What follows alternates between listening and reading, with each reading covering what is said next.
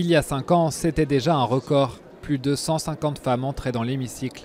Et elles pourraient bien être une centaine de plus cette fois-ci. Est-ce que vous la voyez, cette assemblée, avec quasiment pour moitié des femmes? Pour moitié. C'est-à-dire que pour un siège sur 2, vous aurez une femme. Et une femme jeune, une femme plus âgée, une femme active, une femme retraitée, une femme directrice d'hôpital. On va avoir des femmes dans des positions de pouvoir avec de l'expérience. Très lentement, mais sûrement, les femmes ont peu à peu conquis l'Assemblée nationale depuis 30 ans. Rien qu'au premier tour, 40% des candidats en tête des suffrages étaient en fait des candidates. Une représentation principalement due au succès de La République En Marche. Le parti d'Emmanuel Macron avait tenu à respecter une parité parfaite lors des investitures, du moins dans les chiffres.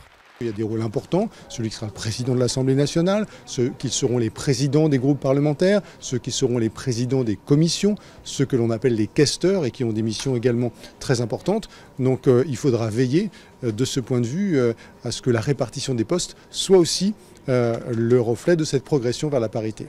Seule certitude, au moins 83 députés seront des femmes. C'est le nombre de circonscriptions qui voient s'affronter 2 candidates au second tour.